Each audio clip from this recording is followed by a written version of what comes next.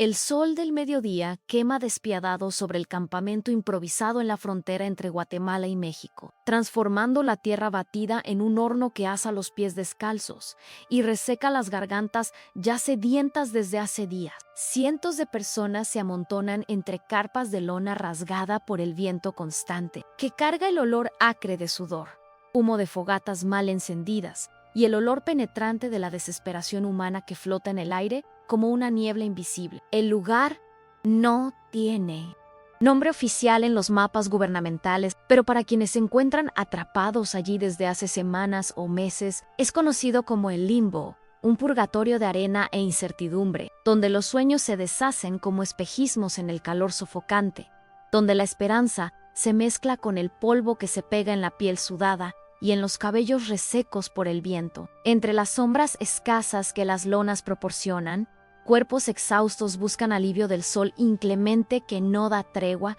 ni siquiera a los niños pequeños, mientras bebés lloran bajito con voces roncas y adultos susurran oraciones desesperadas en idiomas mezclados por la desesperación común que une a guatemaltecos, hondureños, salvadoreños y nicaragüenses en una hermandad involuntaria del sufrimiento. El paisaje árido se extiende hasta donde los ojos pueden alcanzar a través del temblor del calor, salpicado apenas por torres de vigilancia distantes, que parecen vigilar no solo la frontera, sino los sueños de cada alma que se atrevió a cruzar montañas y desiertos en busca de una vida mejor. El alambre de púas que separa dos países también separa la esperanza de la realidad, creando una barrera física y psicológica que transforma personas en números. En estadísticas de una crisis migratoria que los noticieros mencionan rápidamente antes de pasar a asuntos más palatables. En este escenario de abandono institucionalizado, cada persona carga en las espaldas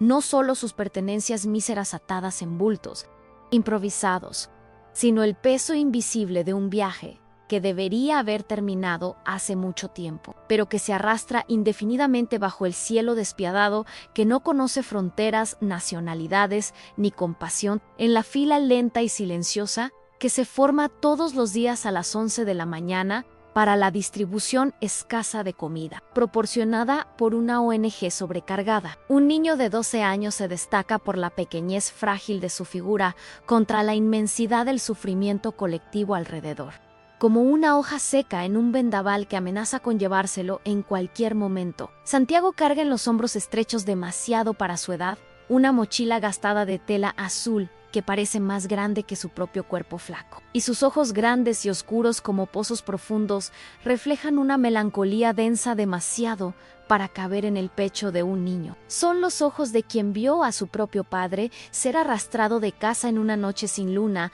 por hombres encapuchados. Y tuvo que aprender solo que el mundo puede ser cruel e injusto antes de entender conceptos como justicia, derechos humanos o protección estatal. Su camisa de algodón, que un día fue azul clara como el cielo de su Honduras natal, ahora está completamente desteñida por el sol implacable y manchada por el polvo rojo del camino que se pegó como una segunda piel. Mientras los pantalones vaqueros, que ya fueron largos demasiado para sus piernas flacas, cuando su madre los compró en el mercado de Tegucigalpa, soñando que él crecería y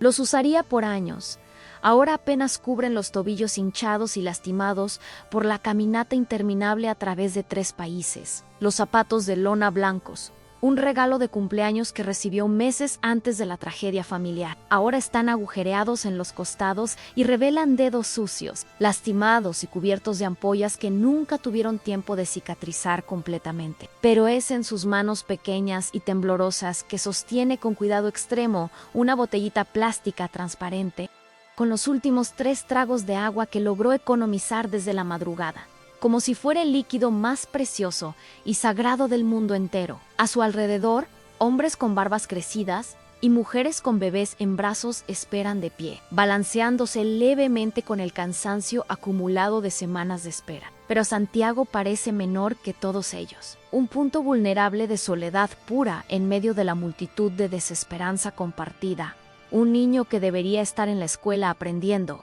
matemáticas, pero que en cambio aprendió a sobrevivir. El calor sofocante de 40 grados a la sombra hace que Santiago sienta la cabeza girar peligrosamente cuando finalmente llega su turno en la fila de distribución de comida. Después de 2 horas de pie bajo el sol directo y sus pequeñas manos tiemblan visiblemente al recibir de las manos enguantadas de una voluntaria el plato desechable de plástico blanco, con una porción mínima de arroz blanco, cocido sin sal, y algunos granos de frijoles negros que debe ser su única comida hasta el próximo día, si hay comida suficiente para todos los necesitados que siguen llegando diariamente. La deshidratación severa y el hambre acumulada de los últimos 3 días hacen que sus piernas delgadas tambaleen como ramas al viento. Y cuando un hombre barbudo delante de él se vuelve bruscamente para quejarse en español, cargado de acento guatemalteco sobre la demora del servicio y la calidad dudosa de la comida,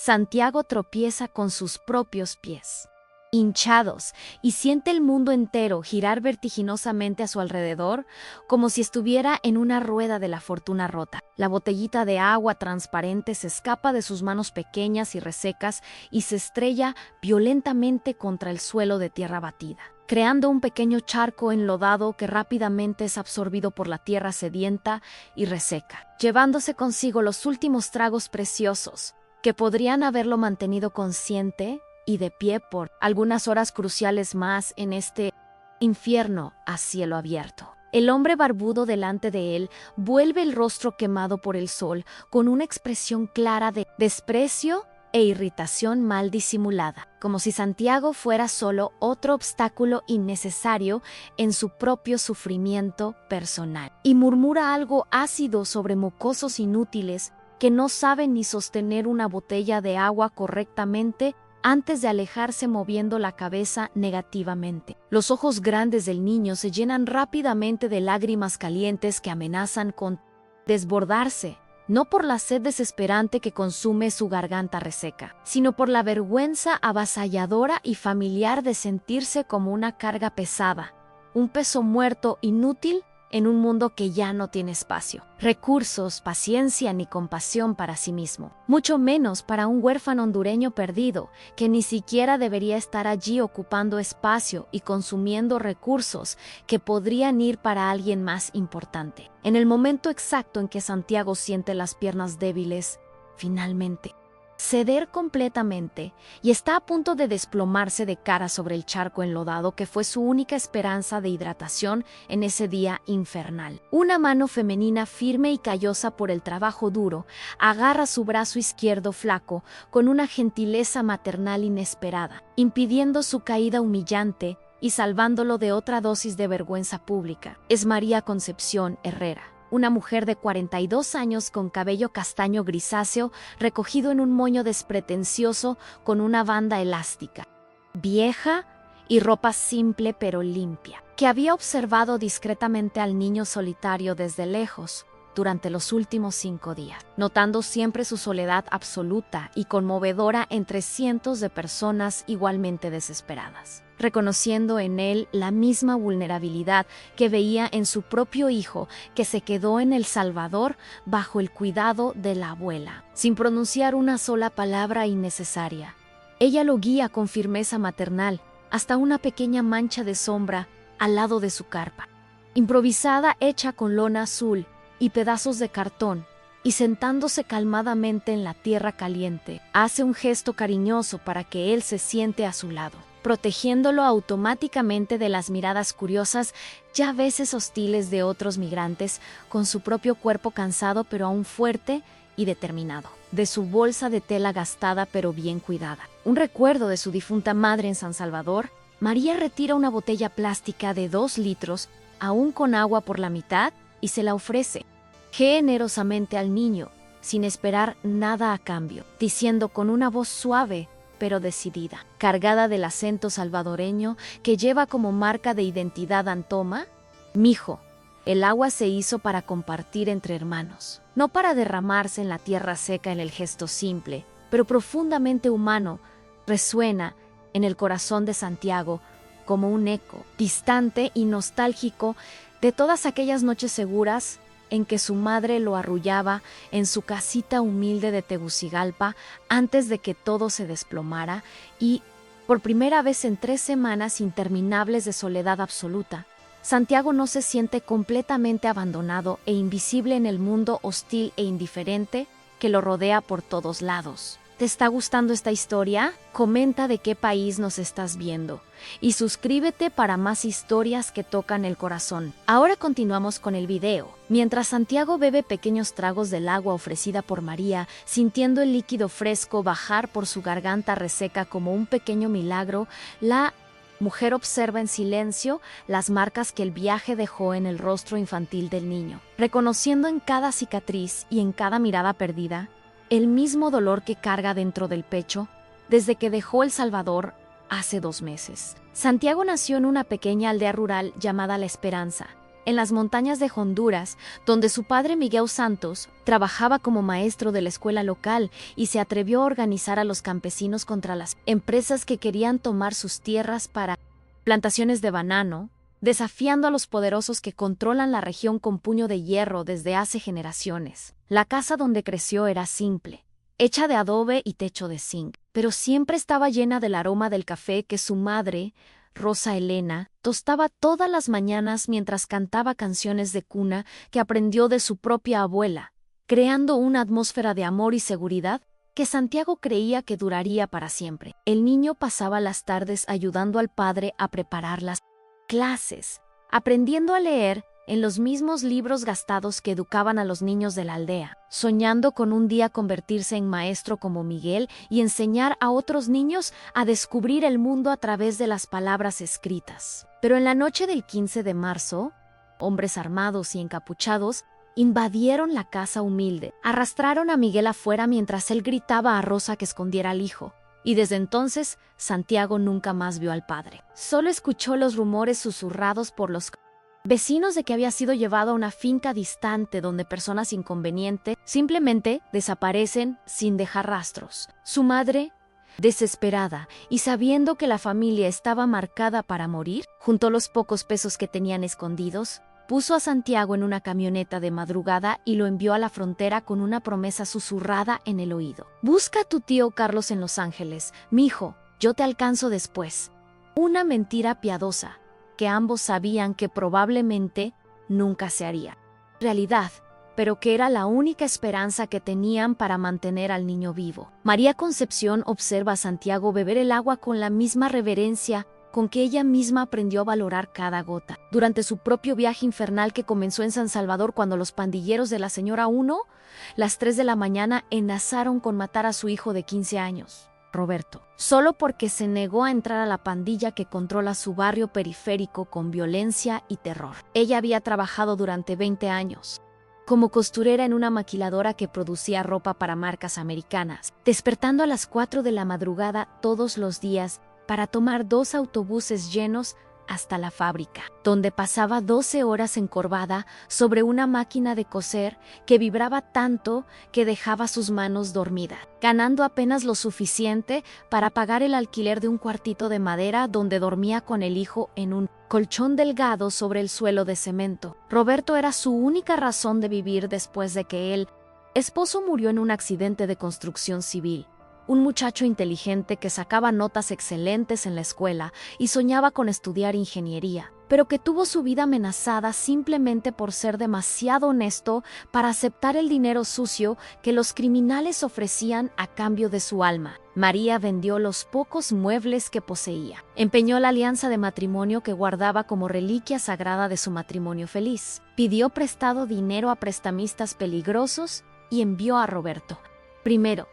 en una caravana de migrantes que prometía llevarlo hasta la frontera norte de México, planeando reunirse con él tan pronto como lograra juntar dinero para su propio pasaje. Pero los días se transformaron en semanas, las semanas en meses, y las noticias que llegaban a través de otros migrantes hablaban de redadas policiales, deportaciones masivas y caravanas enteras que simplemente desaparecieron en el desierto, haciendo que María se diera cuenta de que tal vez nunca más vería al hijo, que sacrificó todo para salvar. Ahora, sentada al lado de Santiago en el campamento infernal de la frontera. Ella ve en el niño huérfano la misma vulnerabilidad que su propio Roberto debe estar enfrentando en algún lugar del mundo, y siente que cuidar a este niño desconocido es una forma de enviar protección espiritual a su propio hijo a través de la energía invisible que conecta a todas las madres del mundo que fueron forzadas a renunciar a sus bebés para salvarlos. El primer diálogo real entre María y Santiago sucede al final de esa tarde sofocante, cuando el calor finalmente da una tregua y una brisa tímida sopla a través del campamento, trayendo el olor distante de tortillas, siendo horneadas en alguna carpa cercana. Santiago, aún sosteniendo la botella de agua como un tesoro, mira a María con una timidez que mezcla gratitud y desconfianza, y pregunta con una voz ronca por el desuso: ¿por qué me ayuda, señora? Yo no tengo nada que darle. María sonríe por primera vez en semanas. Una sonrisa triste pero genuina que ilumina su rostro cansado, y responde mientras ajusta la lona de su carpa para crear más sombra. Porque todos aquí estamos perdidos, mijo. Y cuando uno está perdido, lo único que nos queda es cuidarnos entre nosotros. El niño baja los ojos, jugando nerviosamente con la correa de su mochila gastada, y susurra casi inaudiblemente: mi papá decía que la gente buena siempre termina mal, por eso él ya no está conmigo. Las palabras salen cargadas de una amargura, pesada demasiado para un corazón de 12 años. Y María siente su propio corazón apretarse al reconocer en esa frase la misma desesperanza que ella misma carga desde que perdió contacto con Roberto. Ella se acerca un poco más, sin invadir el espacio personal del niño que claramente aprendió a desconfiar de todos, y dice, con una firmeza maternal: tu papá tenía razón en parte, Santiago. La gente buena a veces sufre más, pero también es la única que puede cambiar este mundo feo en el uso de su nombre propio que ella había escuchado cuando él se registró para recibir comida. Hace que Santiago levante los ojos sorprendido, y por primera vez en semanas, él siente que alguien lo ve como una persona real, no solo como otro número más en la multitud de desplazados. María continúa, con una voz suave pero decidida: y además, mijo, ¿quién dice que yo soy gente buena? A lo mejor soy igual de perdida que tú. Y por eso nos encontramos en conforme pasan los días en el campamento que parece existir fuera del tiempo y de la geografía oficial. Santiago y María desarrollan una rutina de supervivencia compartida que comienza a curar algunas de las heridas más profundas que ambos cargan en el alma. Todas las mañanas, antes del sol naciente transformar el lugar en un horno, María despierta a Santiago con una gentileza que él no sentía desde que dejó Honduras, ofreciéndole un pedazo del pan duro que logró guardar del día anterior, y compartiendo con él el agua que raciona como si fuera oro. Líquido. Santiago, a su vez, usa su agilidad de niño para conseguir leña seca para la pequeña fogata que María improvisa con piedras y latas viejas. Y su oído aguzado por la vida rural lo hace excelente en detectar cuando los guardias de la frontera se están acercando, permitiendo que ambos se escondan a tiempo para evitar problemas con migración. Durante las tardes infernales, cuando el calor hace cualquier actividad imposible, se refugian en la sombra escasa de la carpa, y María enseña a Santiago a bordar pequeños dibujos en pedazos de tela que ella carga en una caja de zapatos. Una habilidad que aprendió de la madre y que ahora se convierte no solo en una forma de pasar el tiempo, sino en una manera de ganar algunos pesos, vendiendo los bordados a otros migrantes que quieren mandar recuerdos artesanales a las familias que dejaron atrás. El trabajo manual y repetitivo de los bordados se vuelve casi meditativo, permitiendo que ambos conversen sobre sus vidas pasadas sin el peso desesperante del presente. Y Santiago descubre que tiene dedos hábiles para los dibujos pequeños, creando flores y pájaros que recuerdan los que veía en los campos de Honduras, cuando aún era solo un niño normal que jugaba a atrapar grillos y recoger huevos de gallina. Durante estas sesiones de bordado, María cuenta historias de El Salvador, de las fiestas religiosas coloridas de su infancia, de las comidas tradicionales que su abuela preparaba los domingos, creando un mundo paralelo de memorias felices que contrasta con la dureza brutal del campamento. Y Santiago, poco a poco, comienza a compartir sus propios recuerdos de Honduras, hablando del padre maestro que le enseñaba a identificar constelaciones en el cielo nocturno y de la madre que hacía el mejor atol de elote de toda la aldea. El campamento Lembo se revela como un microcosmos cruel del mundo exterior, donde las mismas desigualdades e injusticias que forzaron a estas personas a dejar sus países se reproducen en escala menor, pero con intensidad aún mayor, debido a la proximidad forzada y la escasez extrema de recursos básicos. Existe una jerarquía no oficial, pero rígidamente respetada. A los que tienen dinero logran comprar comida extra de los traficantes que circulan por el campamento ofreciendo todo desde sándwiches hasta pasajes falsos para cruzar la frontera, mientras los más pobres, como Santiago y María, dependen exclusivamente de la distribución irregular de la ONG sobrecargada y de las eventuales donaciones de iglesias locales que llegan esporádicamente. Los hombres jóvenes y fuertes forman grupos de protección que cobran una tarifa simbólica para garantizar que las familias no sean asaltadas durante la noche, pero también son ellos quienes muchas veces cometen los propios asaltos cuando la situación financiera aprieta demasiado, creando un ciclo vicioso de miedo y desconfianza que contamina hasta las relaciones más básicas de solidaridad. Las mujeres solas como María enfrentan no solo la escasez material, sino también el acoso constante de hombres que ven en la vulnerabilidad femenina una oportunidad para ejercer el poco poder que les queda en una situación donde todos perdieron casi todo. Santiago observa todo esto con los ojos grandes, muy abiertos de quien está aprendiendo lecciones amargas sobre la naturaleza humana, viendo cómo la bondad y la crueldad pueden coexistir en el mismo espacio, a veces en la misma persona, dependiendo de las circunstancias y el nivel de desesperación. María, a su vez, usa su experiencia de 2 décadas trabajando en fábricas y lidiando con jefes autoritarios para navegar por la política. Complay JDL Complemento, sabiendo exactamente cuándo bajar la cabeza y cuándo mostrar firmeza, cuándo hacer alianzas estratégicas y cuándo mantener distancia, protegiendo no solo a sí misma, sino ahora también a Santiago, a quien pasó a ver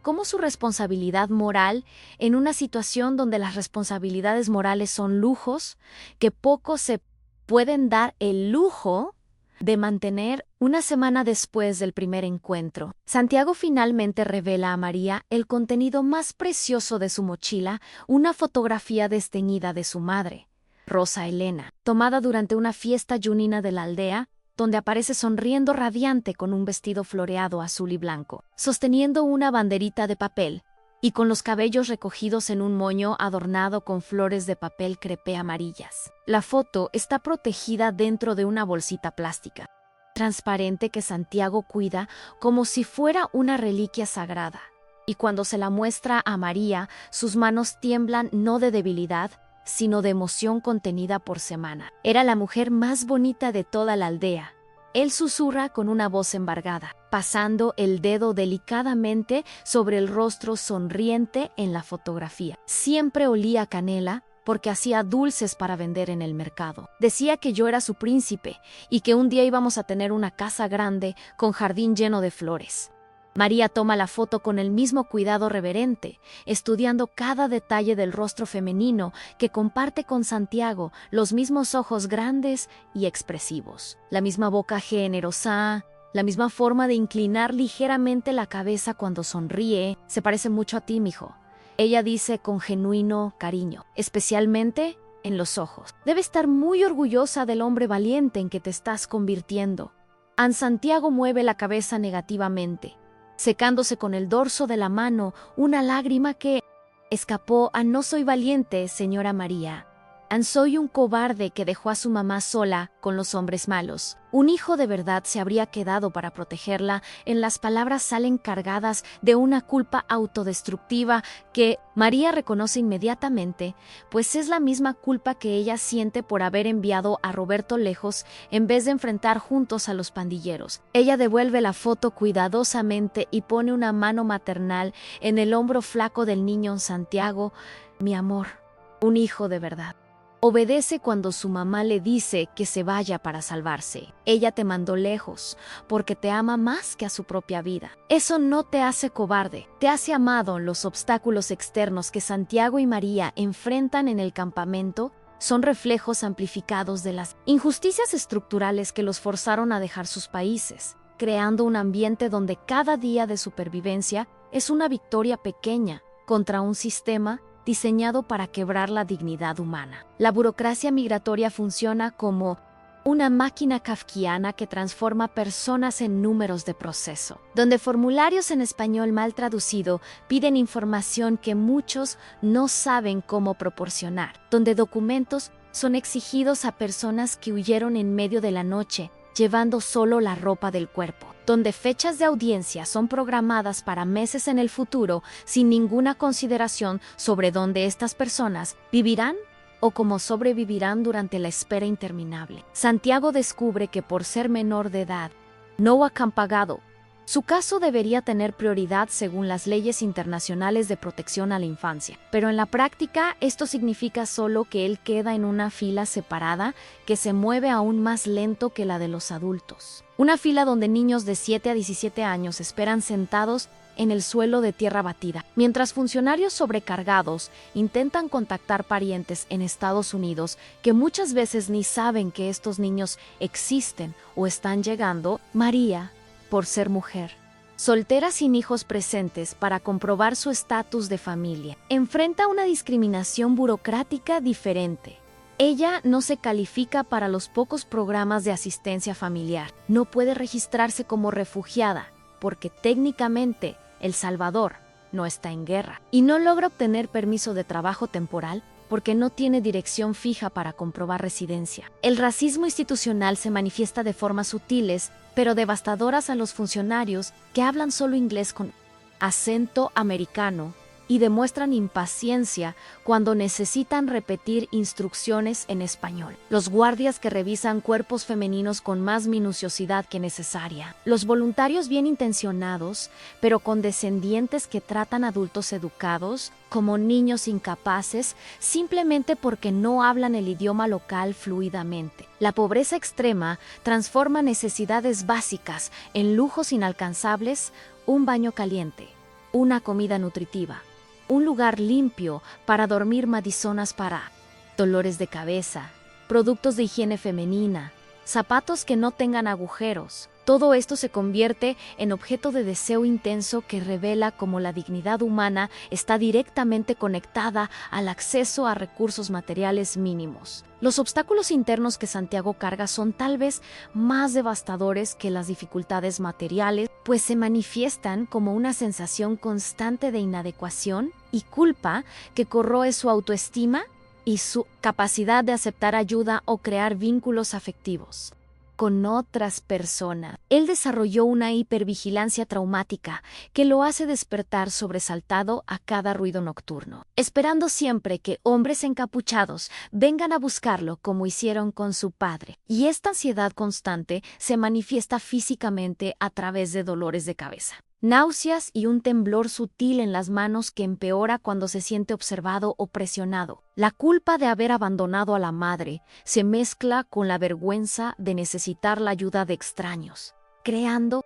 un conflicto interno donde él simultáneamente desea y rechaza la bondad de María, probando constantemente los límites de la paciencia de ella a través de pequeñas provocaciones y comportamientos autodestructivos, como si estuviera tratando de probarse a sí mismo, que ella eventualmente lo abandonará como todos los otros adultos en quienes confió. Santiago también carga una rabia sorda contra Dios, contra el mundo, contra la injusticia generalizada que destruyó su familia sin motivo aparente, una rabia que no sabe cómo expresar de forma saludable y que a veces explota en momentos inapropiados, como cuando patea piedras con fuerza innecesaria o cuando habla de forma áspera con otros niños del campamento, que tratan de jugar con él, aunque la sensación de ser un peso muerto es reforzada diariamente por la realidad concreta de que él consume recursos sin poder contribuir financieramente, de que su presencia hace a María más vulnerable a atenciones indeseadas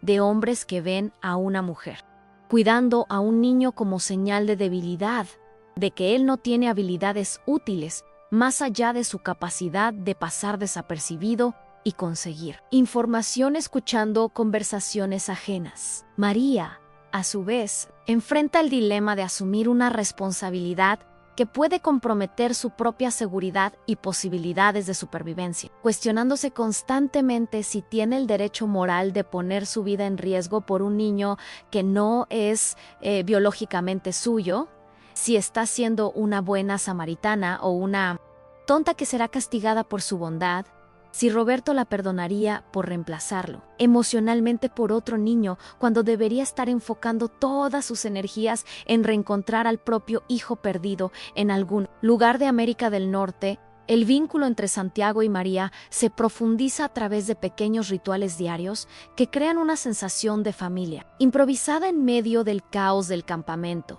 Rituales simples que restauran un poco de la humanidad que el sistema migratorio trata de destruir sistemáticamente. Todas las mañanas, antes de que el sol aparezca en el horizonte, María despierta a Santiago con una canción de cuna salvadoreña que su propia madre cantaba. Una melodía suave sobre pájaros que vuelan a tierras distantes, pero siempre recuerdan del nido donde nacieron. Y el niño, aunque ya despierto, finge aún estar durmiendo para prolongar ese momento de ternura maternal que le hace recordar casa. Durante el desayuno frugal, desarrollaron el hábito de contarse el uno al otro un sueño de la noche anterior. No importa si fue pesadilla o fantasía, transformando el acto de soñar en un puente entre el inconsciente y la realidad compartida. Y Santiago descubre que hablar sobre sus sueños con los padres disminuye un poco el dolor de la nostalgia, mientras María percibe que narrar sus sueños esperanzadores sobre reencontrar a Roberto hace esa esperanza más concreta y posible. Por la tarde, durante las horas de calor insoportable, crearon un juego donde cada uno inventa historias sobre las personas que pasan por el campamento, imaginando sus vidas antes de la migración, sus sueños, sus familias. Y este ejercicio de ficción colaborativa no solo pasa el tiempo, sino que desarrolla la empatía de ambos y los ayuda a ver humanidad individual detrás de la masa anónima de refugiados. María enseña a Santiago palabras en inglés que aprendió trabajando en una maquiladora que exportaba a Estados Unidos. Y él, a su vez, le enseña los nombres científicos de las plantas que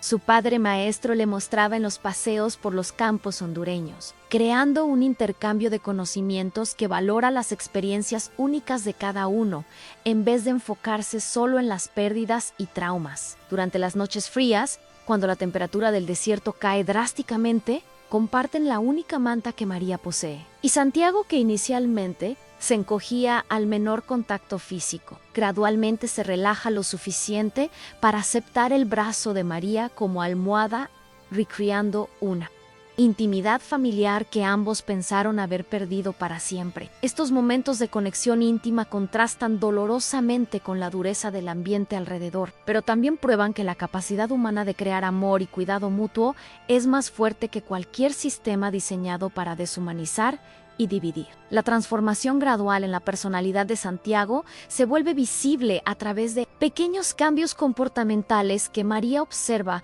con una mezcla de alegría maternal y preocupación protectiva, pues cada paso hacia la curación emocional también lo hace más vulnerable a las decepciones y heridas que el ambiente hostil del campamento puede infligir. Él comienza a sonreír ocasionalmente, primero solo con los ojos, cuando María cuenta una anécdota graciosa sobre sus tiempos de costurera, después con la boca entera cuando logra bordar una flor perfecta que ella elogia efusivamente, y finalmente con todo el cuerpo, cuando descubre que puede hacer reír a otros niños imitando los acentos diferentes de los migrantes que llegan de varios países. Su postura corporal, antes siempre encorvada, como si cargara un peso invisible en los hombros, comienza a enderezarse ligeramente, especialmente cuando camina al lado de María por las alamedas improvisadas del campamento. Y él desarrolla el hábito de andar medio paso atrás de ella, no por sumisión, sino como un joven protector que quiere garantizar que nada malo le pase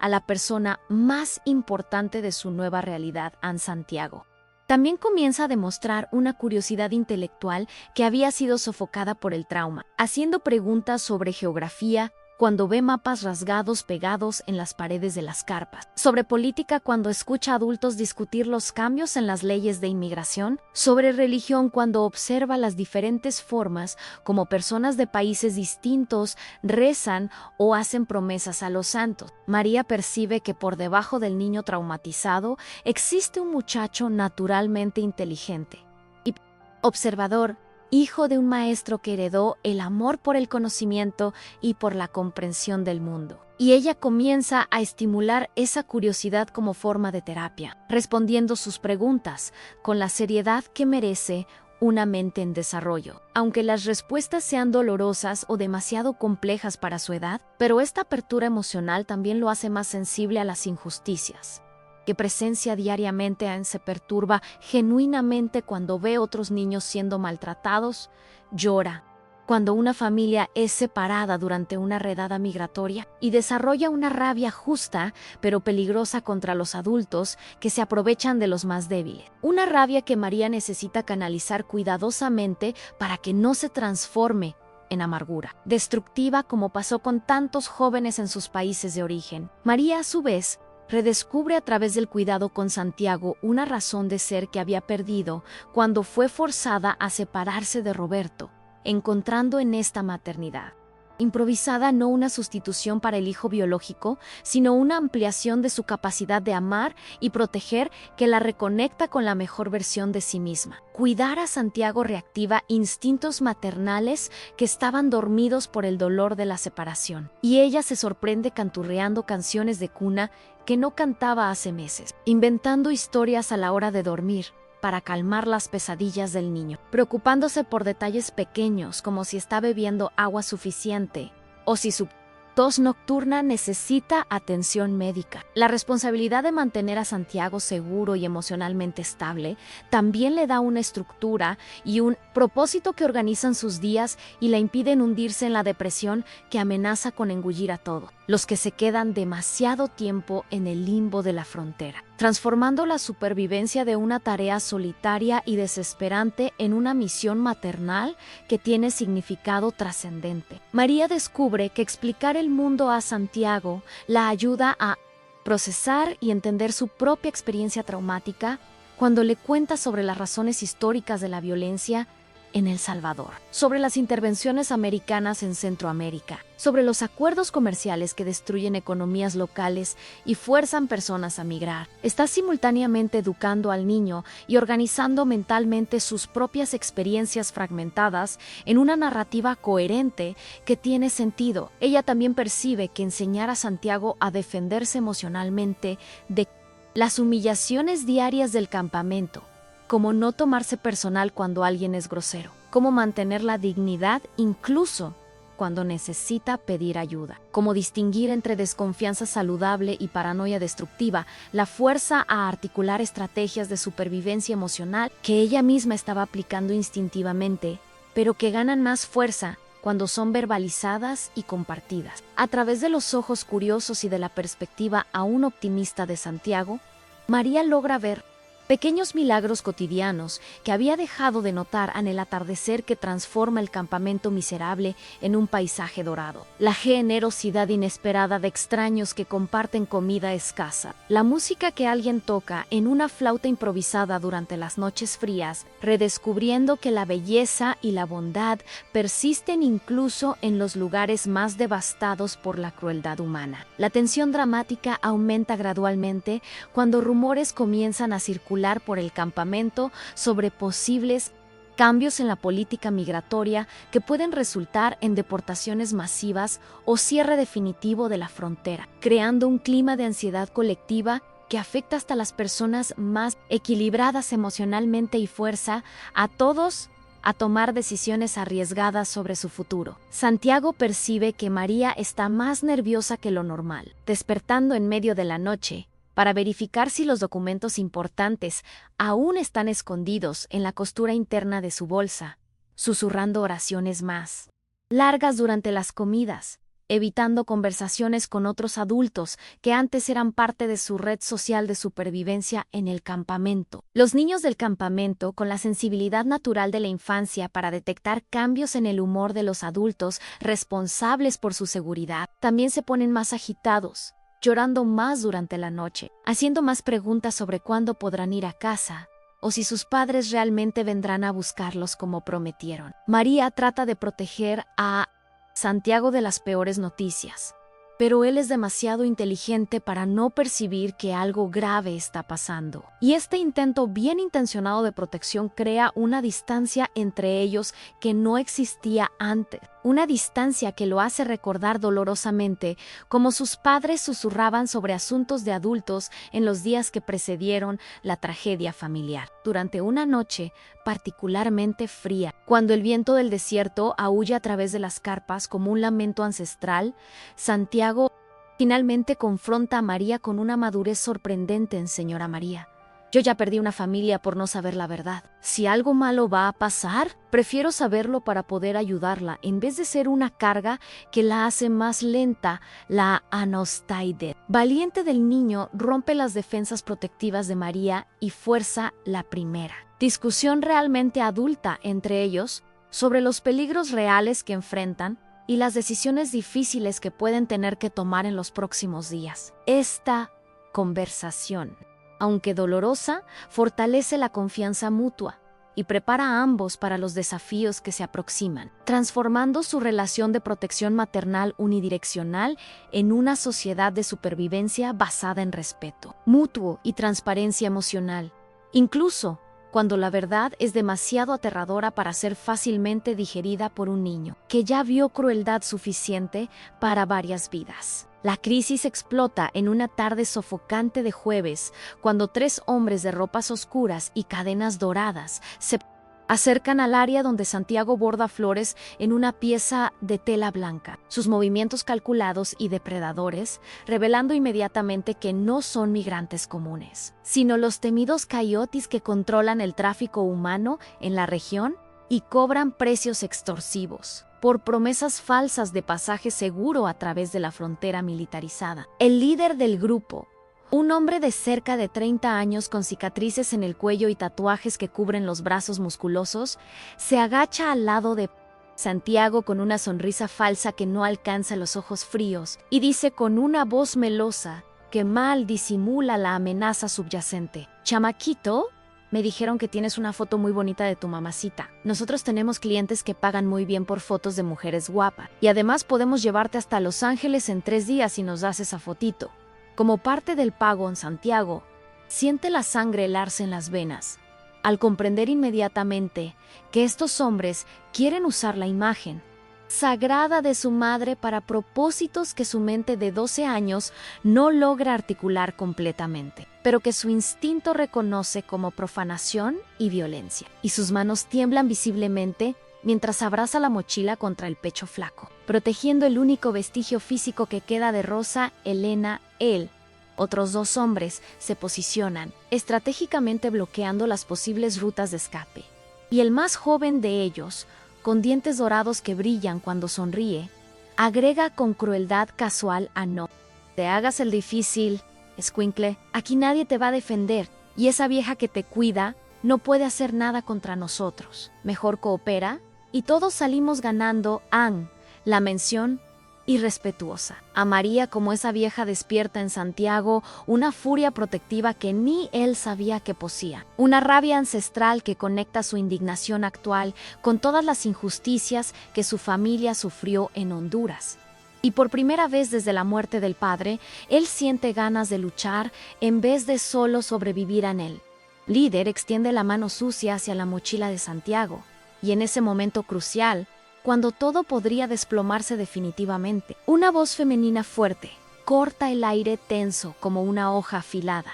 «Aléjense de ese niño ahora mismo, hijos de perra, o van a tener que vérselas conmigo». María aparece como una furia maternal, cargando en la mano derecha una de las estacas de metal que usan para fijar las lonas de las carpas, transformada instantáneamente de costurera gentil en una leona.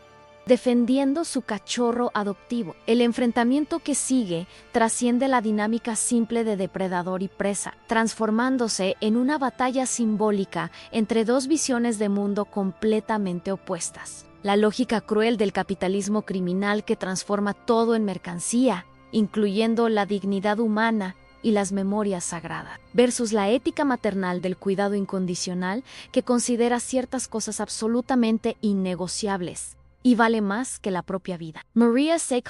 físicamente entre Santiago y los tres hombres, y aunque obviamente es menor en fuerza bruta, su presencia irradia una determinación tan feroz que hace a los traficantes dudar por un momento crucial, porque reconocen en ella el tipo de persona peligrosa que es capaz de cualquier cosa cuando alguien amenaza a aquello que ama. Ese niño está bajo mi protección. Ella declara con una voz que no tiembla a pesar del miedo que siente. Y antes de que toquen un solo pelo de su cabeza, van a tener que matarme a mí primero. Why si me matan? Van a tener que explicar a toda esta gente por qué asesinaron a una mujer indefensa por defender a un huérfano. El líder del grupo se ríe con desdén, pero María percibe que su risa suena menos confiada que antes y aprovecha esta brecha psicológica para continuar. Además, imbéciles. Creen que pueden hacer su negocio sucio aquí en medio de 500 personas sin que alguien se dé cuenta. Ya hay 3 familias grabando con sus teléfonos.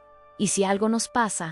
esos videos van a llegar a las organizaciones de derechos humanos antes de que ustedes lleguen a sus casas. Es un bluff parcial, porque solo una persona realmente está filmando discretamente desde lejos. Pero la mención de posible documentación visual hace a los hombres mirar nerviosamente alrededor, percibiendo que varias personas pararon sus actividades para observar la confrontación, creando exactamente el tipo de atención pública que su negocio ilegal no puede tolerar. Santiago, abrazando la mochila, siente una mezcla compleja de terror y admiración al ver a María arriesgar todo por él, y por primera vez comprende visceralmente lo que significa ser amado incondicionalmente por alguien que no tiene obligación biológica o social de importarse por su bienestar. Una lección sobre amor verdadero que ni todos los adultos aprenden en una vida entera. La tensión alcanza su punto máximo cuando el líder de los traficantes, percibiendo que perdió la ventaja psicológica, pero no queriendo admitir derrota públicamente delante de sus subordinados, decide escalar la violencia como último intento de recuperar el control de la situación, sacando una arma pequeña pero mortal de dentro de la chaqueta y apuntando directamente al pecho de María mientras sisea: «Ya me cansé de tu teatro, vieja Metesh. O me das al chamaco ahora mismo, o te vuelo la cabeza y lo tomo de todas formas». El metal frío de la pistola brilla bajo el sol inclemente y por un momento que parece eterno, el campamento entero queda paralizado en una tensión que corta el aire como vidrio, con cientos de personas conteniendo la respiración mientras asisten a un drama que podría terminar en tragedia irreversible en un parpadeo. María siente las piernas temblar involuntariamente, pero mantiene la mirada fija en los ojos del hombre armado. Y en vez de retroceder o implorar por misericordia, da un paso hacia adelante en dirección al cañón del arma, en una demostración de coraje suicida que deja hasta los propios traficantes chocados con su audacia. Dispara entonces, cobarde. Ella dice con una calma sobrenatural que viene de quien ya perdió tanto, que no tiene más nada que temer. Pero dispárale a una mujer indefensa delante de todos estos testigos, para que todo el mundo vea qué clase de hombres son ustedes en realidad. Santiago observa esta demostración de heroísmo maternal con lágrimas rodando por el rostro, y en un impulso de coraje que surge de las profundidades de su alma traumatizada, grita con una voz que resuena por todo el campamento: «Ella no está sola. Yo también soy su familia y todos aquí somos una familia». Su declaración rompe el silencio tenso y cataliza una reacción en cadena inesperada. Otras voces comienzan a levantarse por el campamento. Primero, algunas mujeres que gritan apoyo, después hombres que se acercan gradualmente, y finalmente, niños que salen de sus carpas para acercar a los traficantes, en una demostración espontánea de solidaridad colectiva que transforma un enfrentamiento individual en una resistencia comunitaria. El hombre armado mira alrededor nerviosamente, percibiendo que la situación escapó completamente de su control y que ahora él y sus compinches están rodeados por una multitud potencialmente hostil que podría fácilmente sobrepujarlos físicamente si decidiera actuar en masa, transformando a los depredadores en presas, en una inversión dramática de poder que ninguno de ellos había anticipado. El momento de explosión emocional llega cuando Santiago, impulsado por una mezcla de amor por María, rabia contra la injusticia y una necesidad desesperada de finalmente posicionarse contra los opresores que destruyeron su vida, suelta la mochila que protegía con tanto cuidado y camina deliberadamente hasta quedar al lado de María, enfrentando el arma apuntada con una dignidad que trasciende su edad cronológica. «Si van a lastimar a mi nueva mamá», él dice con una voz que tiembla no de miedo, sino de emoción pura, «van a tener que lastimarme a mí también, porque yo no voy a dejar que nadie más me quite a las personas que amo». A las palabras «mi nueva mamá» golpean a María como un rayo emocional que rompe todas las barreras que había construido para proteger su corazón de los apegos peligrosos. Y ella siente lágrimas calientes rodar por el rostro mientras pone el brazo protector alrededor de los hombros flacos de Santiago, creando una unidad familiar que se forma no a través de sangre o matrimonio, sino a través de la elección consciente de amarse y protegerse mutuamente contra todas las adversidades. La multitud alrededor responde a este gesto con aplausos espontáneos y gritos de apoyo que hacen eco por el campamento, como una onda de energía positiva,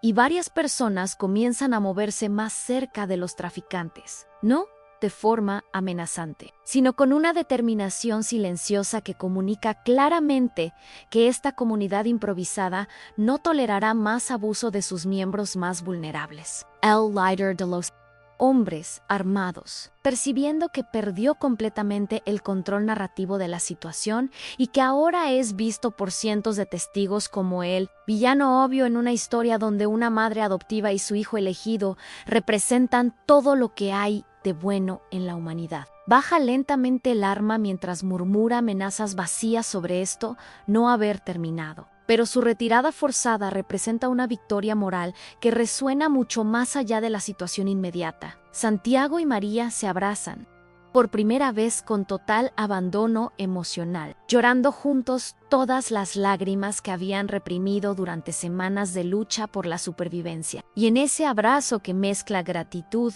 alivio, amor y esperanza renovada, ambos comprenden que encontraron algo que pensaron haber perdido para siempre. Una familia verdadera forjada en la adversidad y templada por la elección consciente de cuidarse el uno al otro incondicionalmente, independientemente de los lazos biológicos que el destino cruel cortó de sus vidas anteriores. La transformación emocional que sigue al enfrentamiento es profunda e irreversible para ambos personajes, pero especialmente para Santiago, que por primera vez desde la muerte del padre experimenta la sensación poderosa de no estar más solo en el mundo, de tener a alguien que realmente lo eligió y está dispuesta a morir por él, si es necesario, rompiendo definitivamente el ciclo de abandono y rechazo que había definido su experiencia como refugiado. Durante los días que siguen al incidente, Santiago camina por el campamento con una postura completamente diferente. Los hombros erectos, la mirada más directa,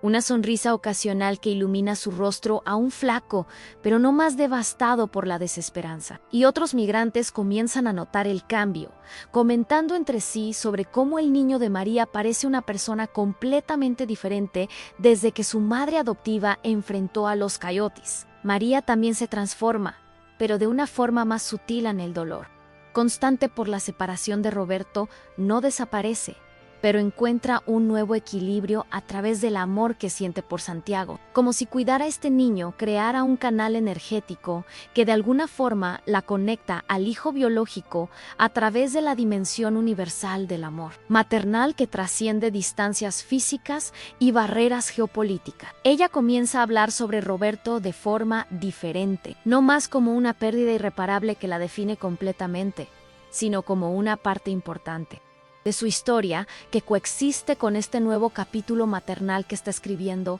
con Santiago. Y este cambio de perspectiva la libera de una culpa paralizante que la impedía comprometerse totalmente con el bienestar del niño adoptado. Santiago, a su vez, comienza a hablar sobre sus padres muertos no solo como fuente de dolor y nostalgia, sino también como origen de valores y enseñanzas que ahora puede honrar a través de su nueva vida con María, creando una continuidad emocional que transforma la pérdida traumática en una herencia espiritual que puede cargar con orgullo en vez de solo vergüenza y amargura. La comunidad del campamento también los ve de forma diferente, no más como dos individuos vulnerables que necesitan protección constante, sino como una unidad familiar resiliente que demostró que el amor verdadero puede florecer incluso en las circunstancias más adversas, convirtiéndose en un símbolo de esperanza para otras personas que perdieron sus familias originales y necesitan pruebas concretas de que es posible reconstruir vínculos afectivos significativos, incluso después de pérdidas devastadoras que parecían definitivas e irreversibles. ¿Te está gustando esta historia? Deja un like y suscríbete al canal. Ahora continuamos con el vídeo. 3 semanas después del enfrentamiento con los traficantes, una oportunidad inesperada surge a través de una cadena de eventos que parece orquestada por la propia fuerza del amor que Santiago y María crearon entre sí, probando que gestos de bondad genuina tienen el poder de generar ondas de positividad que se expanden mucho más allá de sus consecuencias inmediatas visibles. El video que una migrante guatemalteca había grabado discretamente durante el enfrentamiento, mostrando a María defendiendo a Santiago contra hombres armados, se viralizó en las redes sociales después de ser compartido por organizaciones de derechos humanos, tocando el corazón de miles de personas alrededor del mundo que vieron en el coraje de esta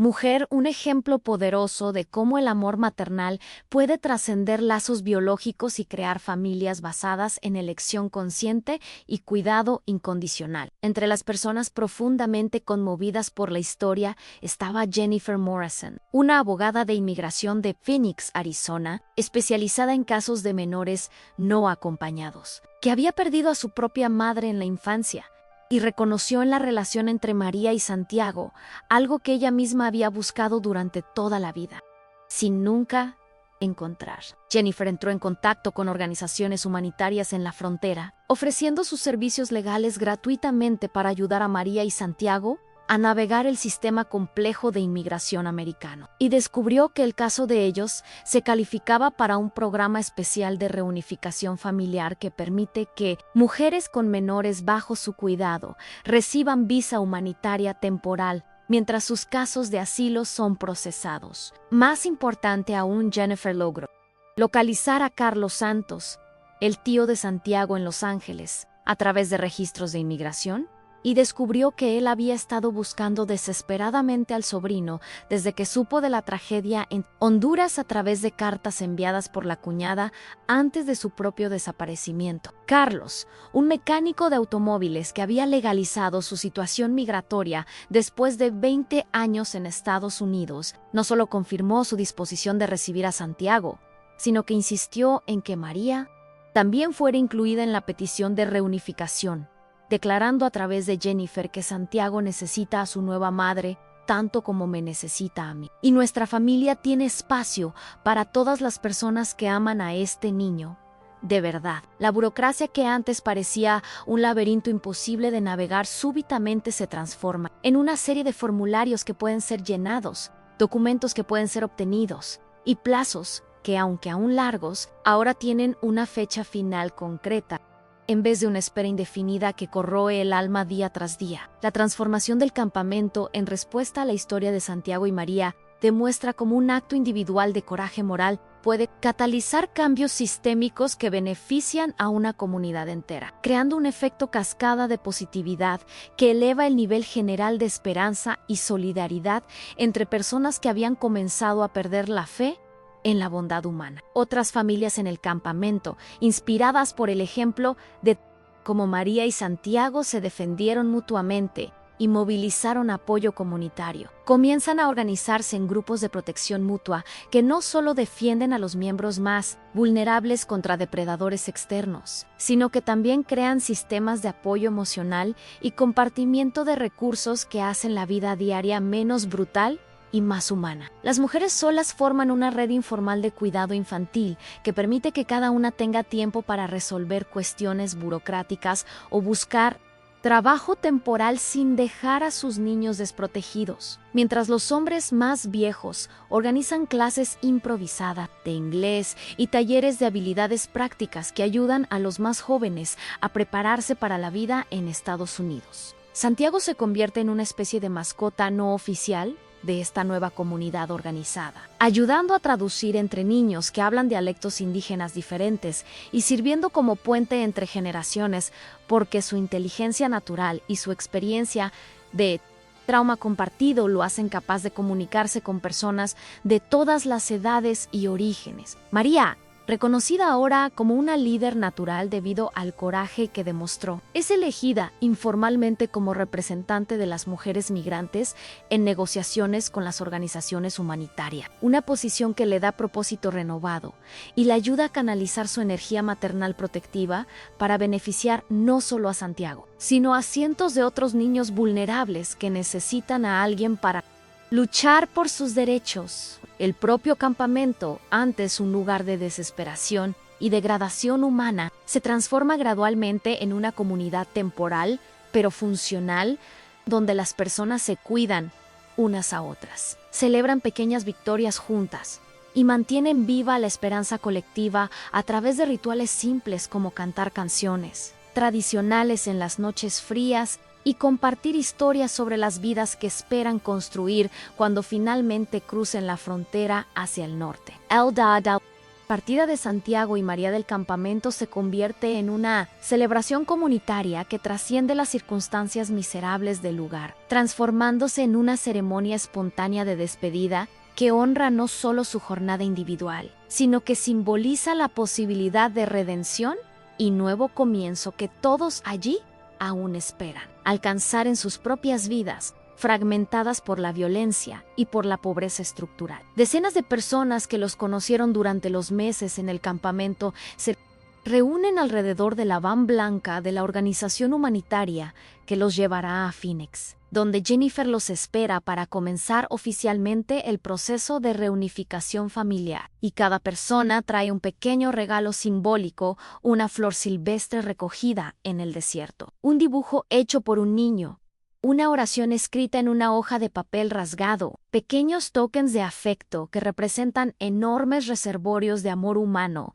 que persisten incluso en las condiciones más degradantes.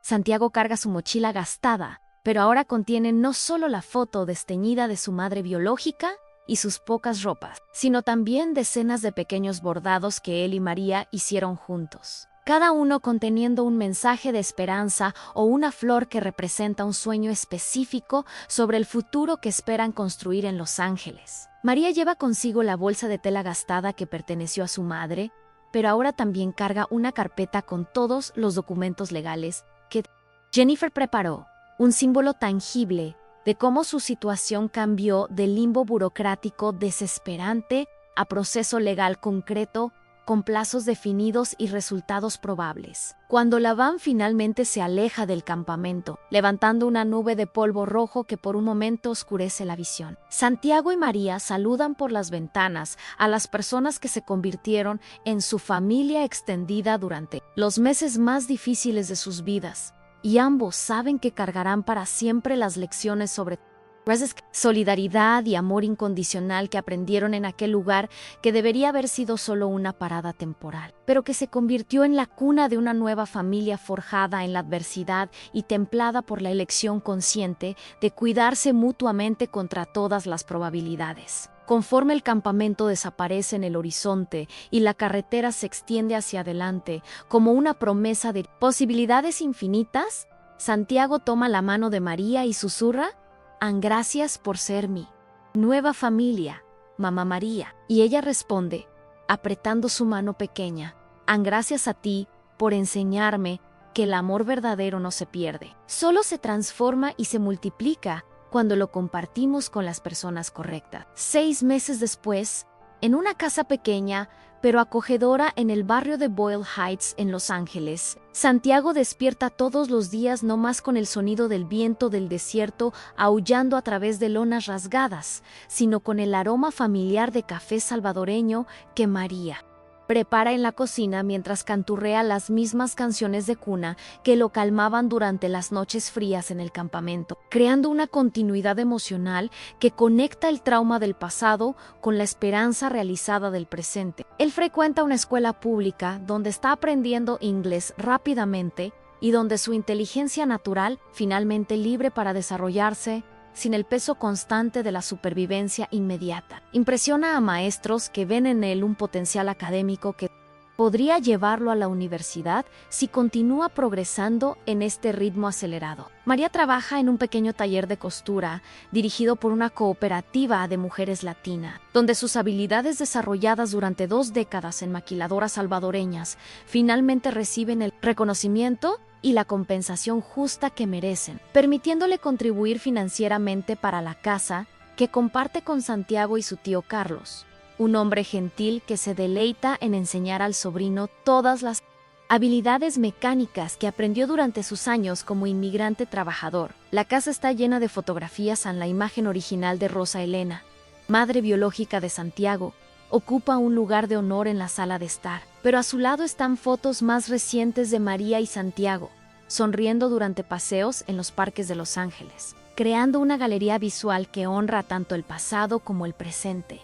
tanto las pérdidas como los descubrimientos, tanto el dolor como la alegría que coexisten en la experiencia humana completa. Todas las noches antes de dormir, Santiago aún toma algunos minutos para bordar pequeñas flores en pedazos de tela. Una práctica que comenzó como necesidad de supervivencia en el campamento, pero que ahora continúa como forma de meditación y conexión con las lecciones sobre resistencia y belleza que aprendió durante los meses más difíciles de su vida. María recibe cartas ocasionales de otras mujeres que conoció en el campamento, algunas aún esperando en la frontera, otras ya reunidas con sus familias en diferentes ciudades americanas, y ella responde a cada una de ellas contando sobre su nueva vida y enviando dinero cuando puede, manteniendo viva la red de solidaridad que salvó su vida y la de Santiago durante los días más oscuros. Y en una noche especial, cuando Santiago está ayudando a María a preparar pupusas salvadoreñas para una fiesta familiar, él para en medio del trabajo y la abraza espontáneamente,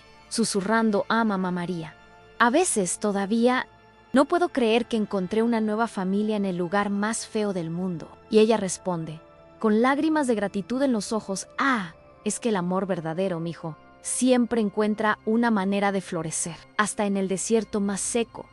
hasta en los corazones más rotos, porque esa es la magia más poderosa que existe en este mundo. ¿Han hecho algún gesto de bondad que cambió una vida? Dejen un corazoncito si creen que el amor es más poderoso que cualquier riqueza. Suscríbanse para más historias de segundas oportunidades. Comenten, el amor no tiene precio. Si ustedes también creen en la bondad humana.